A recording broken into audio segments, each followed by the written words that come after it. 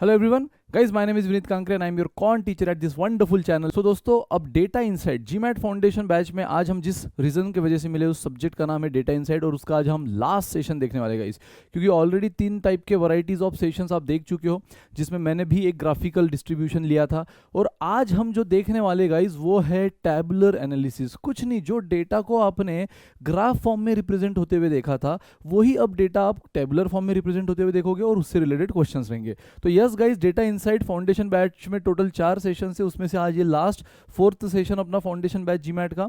तो इसमें आप बेसिकली देखने वाले हो, जैसे मैंने कहा कि data presentation style using tabular analysis, और साथ ही में guys numerical based on tabular analysis. तो बहुत ही शॉर्ट स्वीट टॉपिक रहने वाला है, और इसमें कोई ऐसे एज सच कंसेप्ट है नहीं। वही जो क्वांट के बेसिक कंसेप्ट है, बेसिक फॉर्मूलाज है, परसेंट रेशो, इनका नॉलेज है, वही सब यहाँ पे काम आता है। जैसे आपने ग्राफिकल में भी देखा, सेम यहाँ पर है, बस डेटा प्रेजेंटेशन का स्टाइल बदल गया है।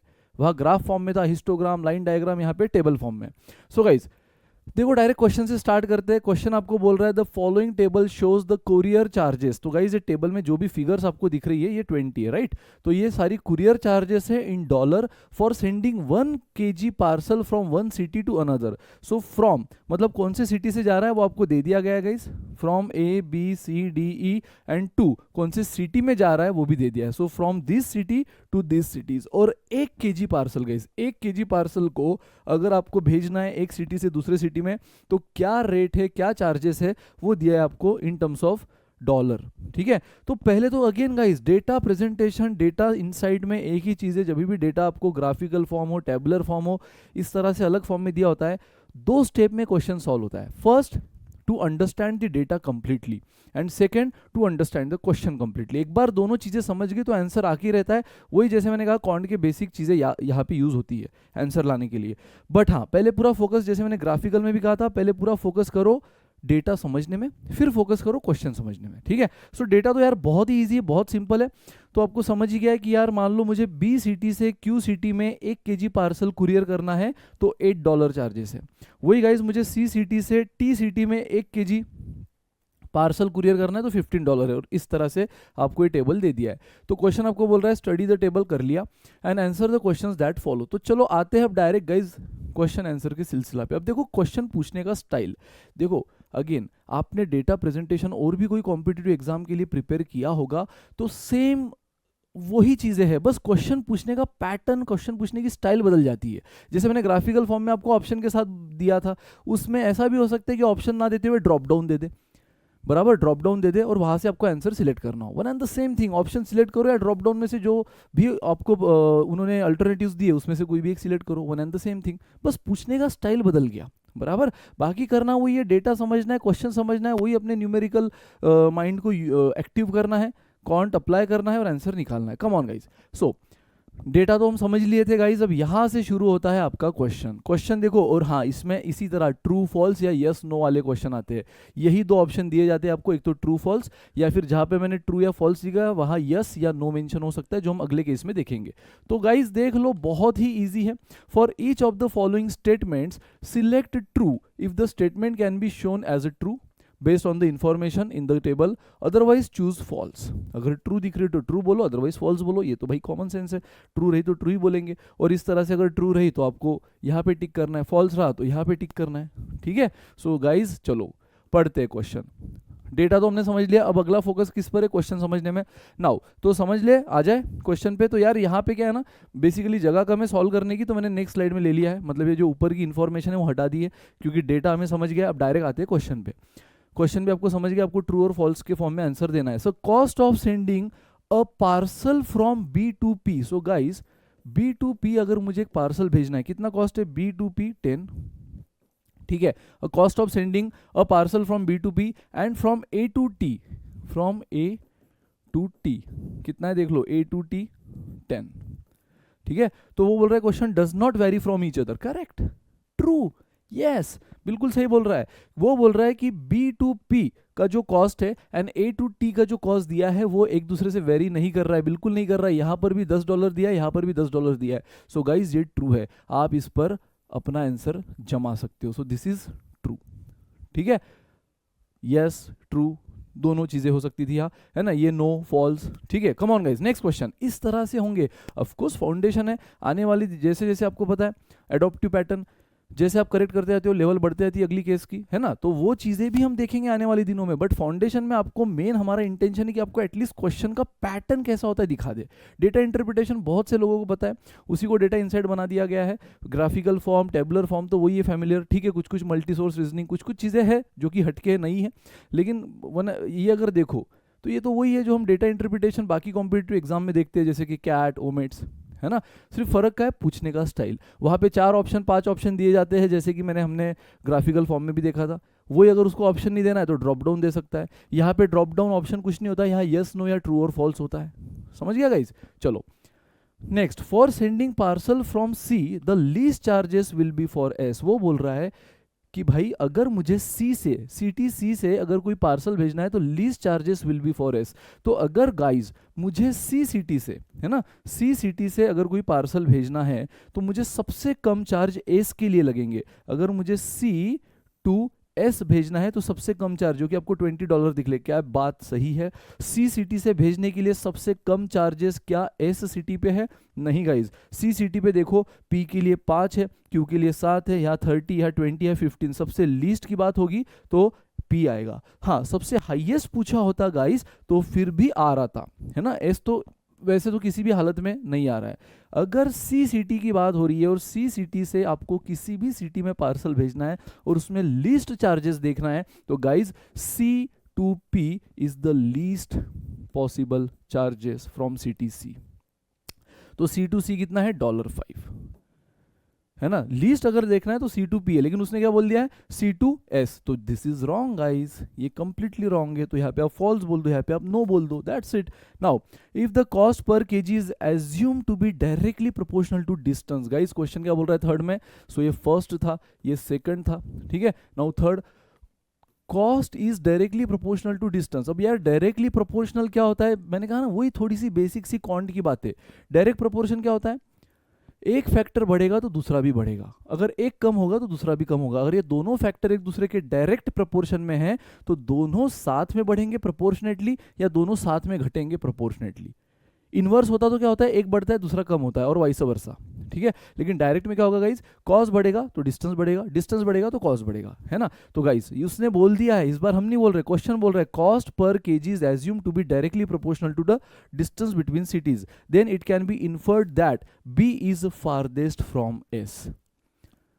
वो बोल रहा है तो फिर क्या हम ये बोल सकते हैं अगर कॉस्ट ये डायरेक्टली प्रोपोर्शनल टू डिस्टेंस है, मतलब जितना ज्यादा डिस्टेंस उतना ज्यादा कॉस्ट, और जितना ज्यादा कॉस्ट उतना ज्यादा डिस्टेंस, ठीक है। तो गाइज वो बोल रहा है अगर ये बात सही है, ये बात में सच्चाई है, देन है ऑफकोर्स सच्चाई है क्योंकि उसने दे दिया यहां तक, तो ये जो रिलेशन है उसने दे दिया। तो वो बोल रहा है then it can be inferred, क्या तो क्या हम ये बोल सकते हैं B is farthest from S. B is farthest from S मतलब बी ये जो है वो एस से बहुत दूर है, ठीक है, या एस जो है वो बी से बहुत दूर है। मतलब अगर मुझे बी के कंपैरिजन में बाकी सिटीज देखना है, बाकी सिटीज मतलब अगर देखो गाइज मैं बी की बात करूं तो बी के कंपैरिजन में मैं कौन सी सिटीज देखूंगा? ये P Q R S T, क्योंकि बी इन सिटीज में पार्सल भेजता है ना, ए बी सी डी थोड़ी देखूंगा। बी के कंपैरिजन में मैं पांचों देखूंगा, सी के कंपैरिजन में भी पांचों देखूंगा। हम जहां से जहां पार्सल भेज रहे हैं वो देखना होता है। सो बी से हम पार्सल कहाँ भेज रहे हैं गाइज? इन 5 सिटीज में। और उसने बोल दिया cost is directly proportional to distance, मतलब अगर आपको किसी सिटी से कौन से सिटी में from any city to any other city अगर डिस्टेंस कॉस्ट ज़्यादा दिख रहा है वो उस वजह से क्योंकि शायद उनका डिस्टेंस ज़्यादा है, या कॉस्ट कम दिख रहा है वो उस वजह से शायद उनका डिस्टेंस कम है। तो गाइज वो बोल रहा है कि बी से सबसे फारदेस्ट जो सिटी है वो एस है। बी से सबसे फारदेस्ट सिटी एस है। गाइज क्या मैं ये बोल सकता हूँ?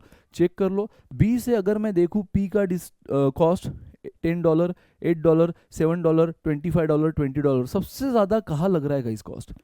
अगर मुझे सिटी बी से पार्सल भेजना है तो सबसे ज़्यादा पर केजी जो चार्ज है डॉलर के फॉर्म में वो सबसे ज़्यादा कहाँ लग रहा है? From B to S. और ये क्यों लग रहा है? अगर कॉस्ट ज़्यादा हो रहा है इसका मतलब डिस्टेंस ज़्यादा है, और डिस्टेंस ज़्यादा है तो ये बिल्कुल बात सही है कि B is farthest from S. तो गाइज यहाँ पे हम क्या बोलेंगे? हम बोल देंगे यहाँ पे ऑप्शन ट्रू या यस, ठीक है। अब ये तो मैं पूरी तरह फिल कर रहा हूँ, बाकी आपको तो बस टिक करना होता है, ठीक है, ऑनलाइन में।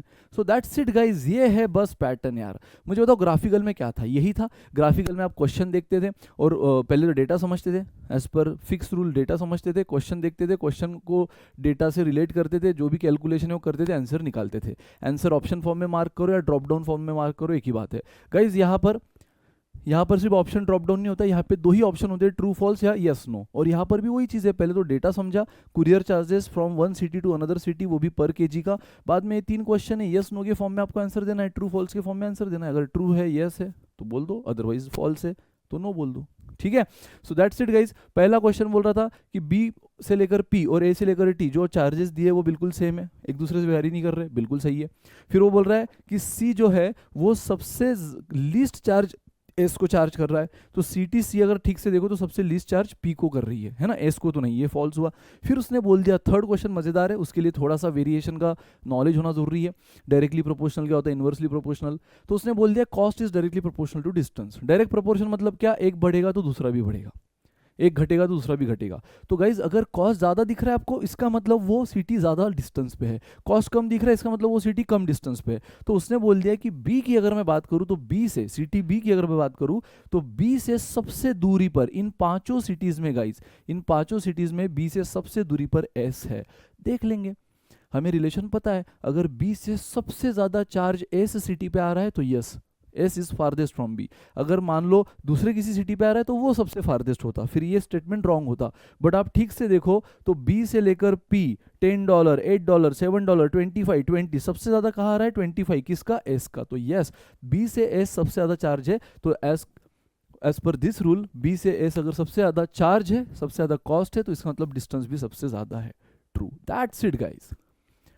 सो मुझे तो नहीं लगता कि अब इस टॉपिक में कुछ बचा है, बस एक बची है तो प्रैक्टिस की, एक सर एक देख लिया है ना, एक बढ़िया सा देख लिया। अब सेकंड क्वेश्चन और करते हैं, आप बस पॉज कर देना गाइज, है ना, आप भले ही पॉज कर देना, खुद ट्राई करना, और आपसे बन जाए तो बल्ले बल्ले, नहीं तो फिर बाद में मेरी रिकॉर्डिंग देख ही लेना, ठीक है। मैं तो अपने फ्लो में चल रहा हूँ, लेकिन आप पॉज करके इसको ट्राई जरूर करना। लेकिन एज पर रूल अगेन पहले डेटा को समझना है, बस एकदम मैंने कहा सिंपल शॉर्ट स्वीट लेक्चर रहने वाला है। तो study the table and answer the given questions, table को समझना है और दिए हुए क्वेश्चंस को आंसर करना है। एम्प्लॉयज क्वेश्चन, अब इस बार क्या दिया है, ये टेबल को समझो। वो बोल रहा है employees working in various department of XYZ limited. तो XYZ लिमिटेड नाम की जो कंपनी है गाइस, है ना, XYZ लिमिटेड नाम की जो कंपनी है, उसके वेरियस डिपार्टमेंट में जो एम्प्लॉयज काम कर रहे हैं उनका नंबर दिया है। वेरियस डिपार्टमेंट देख लो, production, marketing, corporate accounts, research, ठीक है। Production, marketing, corporate account, research, ये 5 ब्रांचेस दिए हैं XYZ लिमिटेड के, और उसमें कितने नंबर ऑफ एम्प्लॉयज है ना, नंबर ऑफ एम्प्लॉयज काम कर रहे हैं डिपार्टमेंट वाइज, वो दिया है। और वो भी कैसे दिया है, फॉर डिफरेंट ईयर्स, 2007 से लेकर 2012 तक, फ्रॉम 2007 टिल 2012, ठीक है। So yes guys, again data तो बहुत सिंपल, अगेन फाउंडेशन में होगा भी क्या, है ना, फाउंडेशन में मतलब बस आपको कंसेप्ट से फैमिलियर करना है, एक ओवरऑल कंसेप्ट में बेस क्लियर करना है, फिर उसके बाद तो प्रैक्टिस प्रैक्टिस प्रैक्टिस चलती रहेगी, डोंट वरी। तो ये हो गया गाइज एक basic data, department wise number of employees, वो भी फॉर डिफरेंट ईयर्स, और डिपार्टमेंट भी क्या दिए है, production, marketing, corporate account, research, और ईयर्स दिए 2007 से लेकर 2012 तक। आते फिर से सेम पैटर्न क्वेश्चन, ये हो गया आपका डेटा। अब देखो यहाँ पे मैंने प्रोडक्शन को पी बोल दिया, marketing M, corporate account and research, है ना, थोड़ा सा इनिशियल लेटर से रिप्रेजेंट किया है। इस बार बस आपको ट्रू फॉल्स ना बोलते हुए क्या बोल दिया है, yes no, yes no, that's it. तो वही बोला है कि अगर फॉलोइंग स्टेटमेंट को यस बोलो अगर वो ट्रू है तो, अगर नहीं है अदरवाइज है तो नो बोल दो। ट्रू है तो यस बोलो, फॉल्स है तो नो बोलो, दैट्स इट। और इसी तरह आपको 3 स्टेटमेंट दिए गाइज, समझना है, अप्लाई करना है अपना कैलकुलेशन माइंड। तो आते हैं इस वाले स्लाइड पर जहाँ पे हमारे पास कैलकुलेशन के लिए स्पेस भी है। चलो इन रिसर्च डिपार्टमेंट, अब गाइस जब बात रिसर्च डिपार्टमेंट की होती है ना तो आपका पूरा फोकस रिसर्च पे होता है। पता है आपके पास यहाँ पर वो फिल्टर का ऑप्शन भी होता है कि अगर बात आपको दिख रही है कि सिर्फ रिसर्च डिपार्टमेंट की हो रही है तो आप फिल्टर करके सिर्फ रिसर्च को ला सकते हो।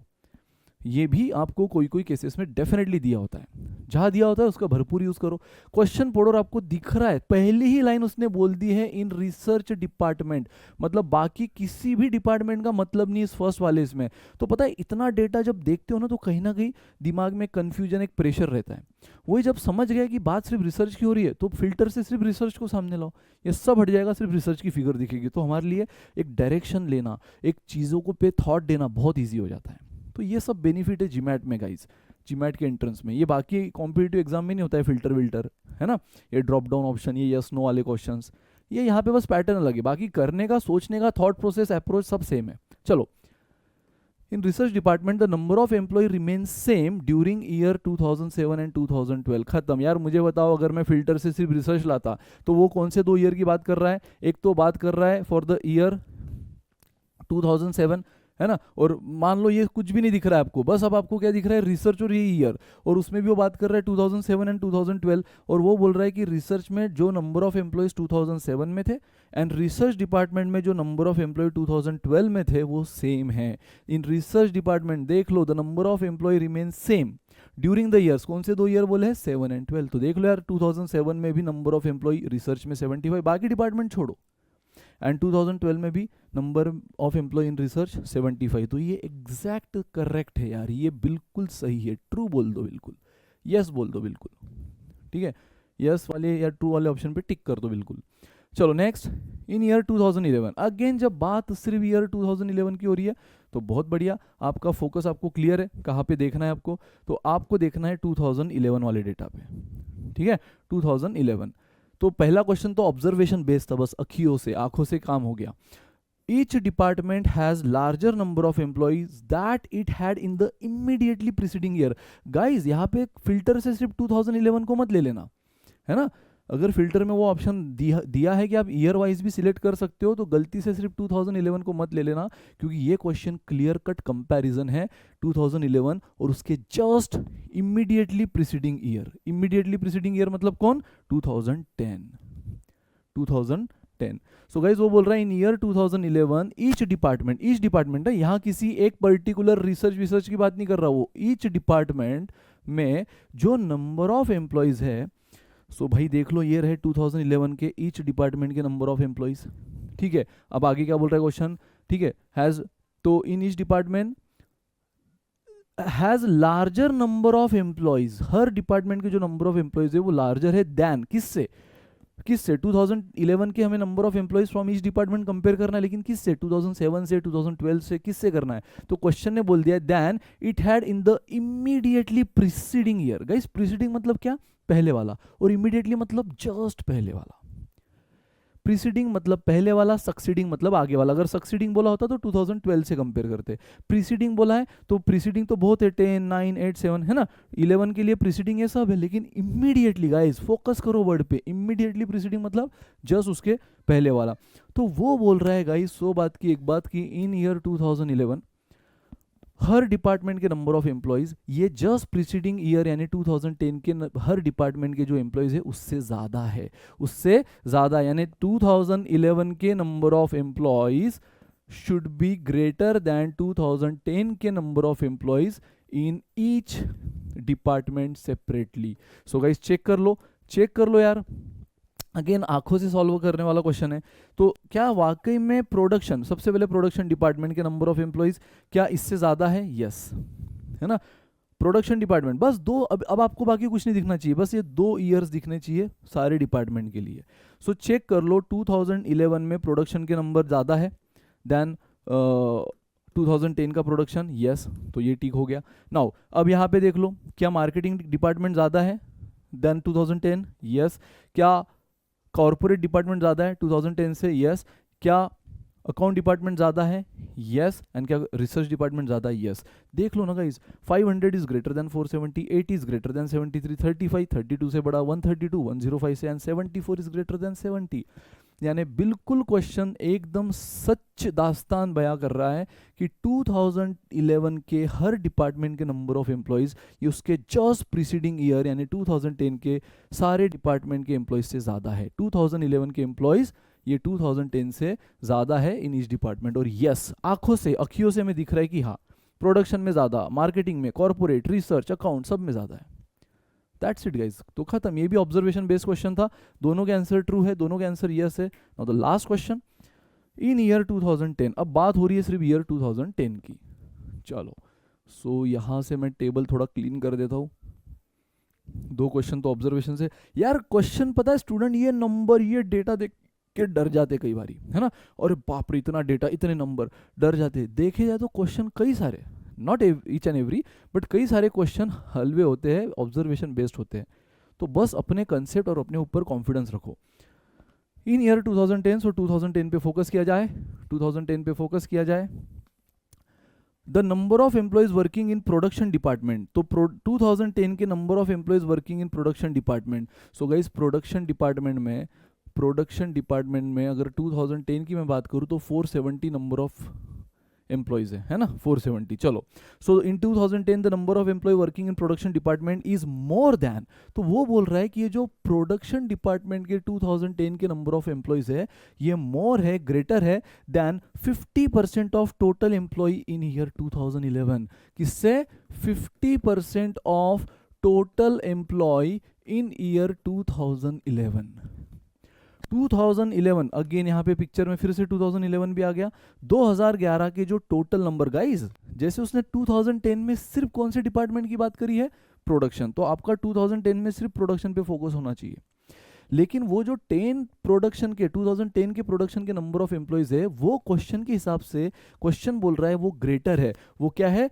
Is production department is more than, है ना, ये मोर है, बट किससे? 50% of total employ in year 2011।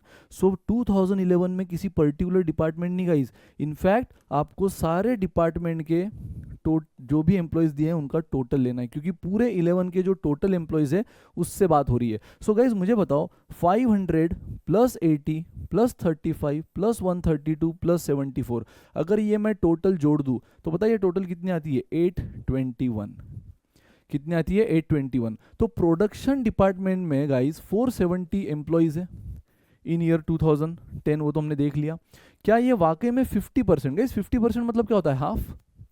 50% मतलब क्या होता है? हाफ।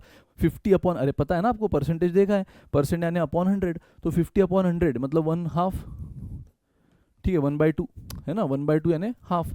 सो 50% यानी हाफ ऑफ यानी into total employ in year 2011। So total employ in year 2011 कितना है? 821। सो गाइस क्या 470 वाकई में हाफ ऑफ 821 से बड़ा है? चेक कर लेते हैं, ये आ गया 410.5। Yes guys, yes. तो ये बात क्वेश्चन की, अगेन इस बार तो क्वेश्चन बिल्कुल तीसरी बात भी सत्य, ट्रू कही है। तो इस बार तीनों आंसर क्या है? True true true, yes yes yes. बस यार, पहला क्वेश्चन ऑब्जर्वेशन बेस्ड कि क्या भाई 2007 और 12 में जो रिसर्च डिपार्टमेंट उसके नंबर ऑफ एम्प्लॉय सेम है? यस। 7 में भी रिसर्च में 75, यहाँ पर भी 75, काम हो गया।